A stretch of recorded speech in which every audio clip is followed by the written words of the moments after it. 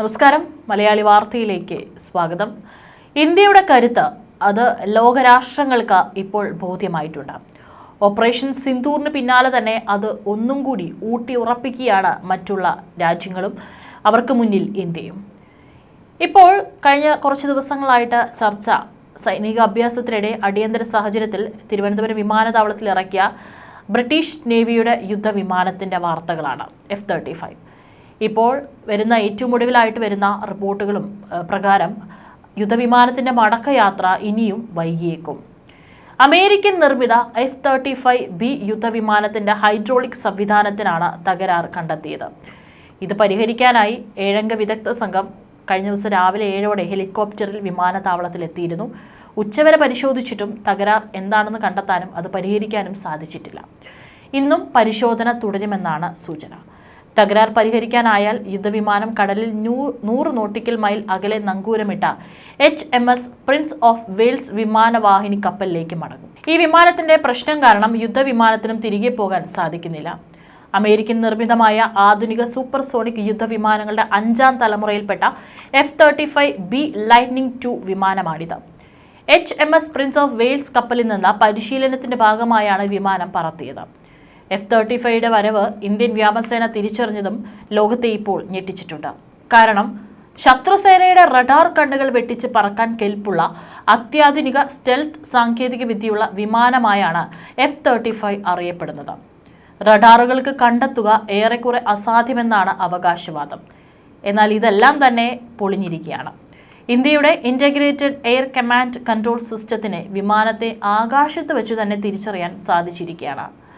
അത്യാധുനിക സ്റ്റെൽത്ത് സംവിധാനമുള്ള വിമാനത്തിൻ്റെ വരവ് തിരിച്ചറിയാൻ സാധിച്ചതും രാജ്യത്തിൻ്റെ പ്രതിരോധ മികവിന് തെളിവാണ്.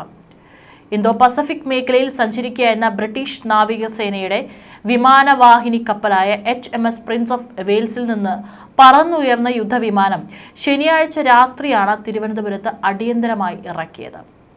പാകിസ്ഥാനെതിരായ ഓപ്പറേഷൻ സിന്ദൂറിൽ ഇന്ത്യൻ വ്യോമസേനയുടെ കരുത്ത് തെളിഞ്ഞിരുന്നു.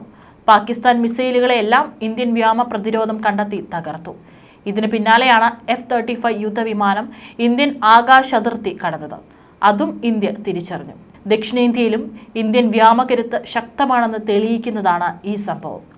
3 എഞ്ചിനീയർമാരും 1 പൈലറ്റും അടങ്ങിയ ആദ്യ സംഘം ഞായറാഴ്ച പരിശോധനയ്ക്കായി എത്തിയിരുന്നു. തകരാർ പരിഹരിക്കാൻ കഴിയാത്തതിനാൽ വ്യോമസേന എഞ്ചിനീയർമാർ അടങ്ങിയ മറ്റൊരു സംഘം ചൊവ്വാഴ്ചയും എത്തി. അവർക്കും പ്രശ്നം കണ്ടെത്താൻ കഴിയുന്നില്ല. പുതിയ പൈലറ്റായി ഫ്രെഡി എത്തിയതോടെ യുദ്ധവിമാനം പറത്തിയ പൈലറ്റ് മൈക്ക് മടങ്ങിപ്പോയി. അറബിക്കടലിൽ ഇന്ത്യൻ നാവികസേനയും ബ്രിട്ടീഷ് നാവികസേനയും ചേർന്ന് സൈനിക അഭ്യാസം നടത്തവേ ഇന്ധനം കുറഞ്ഞതിനാലാണ് തിരിച്ച് കപ്പലിലേക്ക് വിമാനമിറക്കാൻ പ്രതികൂല കാലാവസ്ഥ മൂലം കഴിയാതെ വന്നപ്പോൾ ഏറ്റവും അടുത്തുള്ള തിരുവനന്തപുരം വിമാനത്താവളത്തിൽ ലാൻഡ് ചെയ്യാൻ പൈലറ്റ് അനുമതി തേടുകയായിരുന്നു. ഈ വിമാനത്തിന്റെ പ്രതിസന്ധി പരിഹരിക്കാൻ എത്ര ദിവസം വേണ്ടിവരുമെന്ന് ആർക്കും അറിയില്ല. ഈ സാഹചര്യത്തിലാണ് വിമാനത്തിന് CISF സുരക്ഷ ഏർപ്പെടുത്തിയത്. തകരാർ പരിഹരിച്ച് ഇന്നലെ പറന്നുയരാൻ ശ്രമിച്ചെങ്കിലും ഫലം കണ്ടില്ല. അറ്റകുറ്റപ്പണികൾ പൂർത്തിയാക്കി ഇന്നോ നാളെയോ തിരികെ കപ്പലിലേക്ക് മടങ്ങാനാകുമെന്നാണ് പ്രതീക്ഷ. അന്താരാഷ്ട്ര നിയമപ്രകാരം അന്യരാജ്യങ്ങളുടെ വിമാനവാഹിനി കപ്പലുകൾ അന്താരാഷ്ട്ര കപ്പൽചാൽ വഴി പോകുന്നതിൽ പ്രശ്നങ്ങളില്ല. ഈ യാത്രയിൽ വിമാനവാഹിനികളിൽ നിന്നുകൊണ്ട് യുദ്ധവിമാനങ്ങൾ പരിശീലന പറക്കൽ നടത്തുന്നതിനും നിയമപ്രശ്നമില്ല.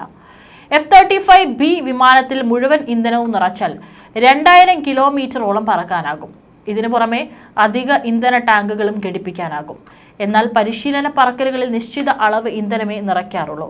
ബ്രിട്ടീഷ് നാവികസേനയുടെ F-35B ലോകത്തിലെ തന്നെ ഏറ്റവും വിലയേറിയതും അത്യാധുനികവുമായ യുദ്ധവിമാനങ്ങളിലൊന്നാണ്. US പ്രതിരോധ കമ്പനിയായ ലോക്ഹീഡ് മാർട്ടിൻ നിർമ്മിച്ച വിമാനത്തിന്റെ പരിഷ്കരിച്ച പതിപ്പായ F-35I അദിർ യുദ്ധവിമാനമാണ് നിലവിൽ ഇറാനെതിരായ ഇസ്രായേൽ വ്യോമാക്രമണത്തിന് മുൻനിരയിലുള്ളത്. F-35ലേക്ക് ഇസ്രായേൽ സാങ്കേതിക വിദ്യ കൂടി ഉൾപ്പെടുത്തി പരിഷ്കരിച്ച പതിപ്പാണിത്. ഹീബ്രുവിൽ അദീർ എന്നാൽ കരുത്തൻ എന്നർത്ഥം. ഇസ്രായേലും ബ്രിട്ടീഷ് നാവികസേനയ്ക്കും പുറമെ British royal air force, US marine core എന്നിവയും നിലവിൽ F-35 ഉപയോഗിക്കുന്നുണ്ട്.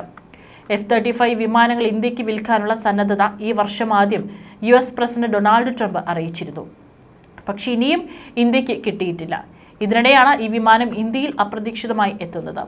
ഇന്ത്യ സ്വന്തമായി 5ാം തലമുറ യുദ്ധവിമാനം നിർമ്മിക്കാനുള്ള ഒരുക്കത്തിലാണ്. ഇന്ത്യയുടെ 5ാം തലമുറ യുദ്ധവിമാനത്തിന്റെ പ്രോട്ടോടൈപ്പ് വികസനത്തിന് പ്രതിരോധ മന്ത്രാലയം അനുമതി നൽകിയതും ഈ അടുത്ത കാലത്താണ്. അഡ്വാൻസ്ഡ് മീഡിയം കോമ്പാക്ട് എയർക്രാഫ്റ്റ് പ്രൊജക്റ്റിൽ ഒരു 5ാം തലമുറ യുദ്ധവിമാനത്തിന് ആവശ്യമായ റഡാർ, സ്റ്റെൽത്ത് സാങ്കേതികവിദ്യ, സ്റ്റെൽത്ത് ഡിസൈൻ എന്നിവ ഇന്ത്യ പൂർത്തിയാക്കിയിരുന്നു. ഇനി യുദ്ധവിമാനത്തിന്റെ എഞ്ചിൻ വികസനമാണ് നടക്കേണ്ടത്. ഇതിനായി വിദേശ കമ്പനികളുമായി സഹകരിച്ച് സംയുക്തമായി എഞ്ചിൻ വികസിപ്പിക്കാനാണ് ഇന്ത്യ പദ്ധതിയിടുന്നത്. ഇതിനുള്ള ചർച്ചകൾ നടക്കുകയാണ്. ഇതിനിടെയാണ് ഒരു F-35 യുദ്ധവിമാനം തിരുവനന്തപുരത്ത് ലാൻഡ് ചെയ്തത്. അതിനിടെ അന്തർദേശീയ ബന്ധങ്ങളും രാജ്യസുരക്ഷയും സംരക്ഷിക്കുന്നതിന്റെ ഭാഗമായി F-35 വിമാനത്തിന് സുരക്ഷ ഏർപ്പെടുത്തിയതായി CISFും എക്സിൽ കുറിച്ചിട്ടുണ്ട്. വിമാനത്തിന് കാവലേർപ്പെടുത്തിയ ചിത്രങ്ങളും പങ്കുവച്ചിട്ടുണ്ട്.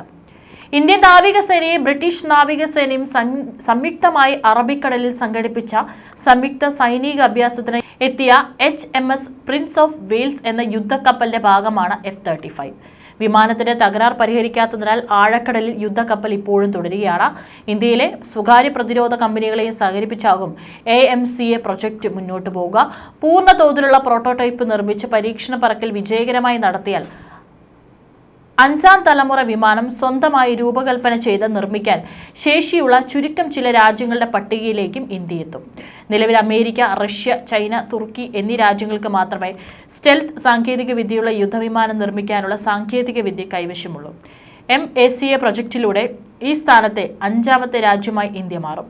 എയറോനോട്ടിക്കൽ ഡെവലപ്മെന്റ് ഏജൻസിക്കാണ് പദ്ധതിയുടെ നേതൃത്വ ചുമതല. സ്വകാര്യ പ്രതിരോധ കമ്പനികളെ കോർത്തിണക്കി ADA AMCA പദ്ധതി നടപ്പിലാക്കും.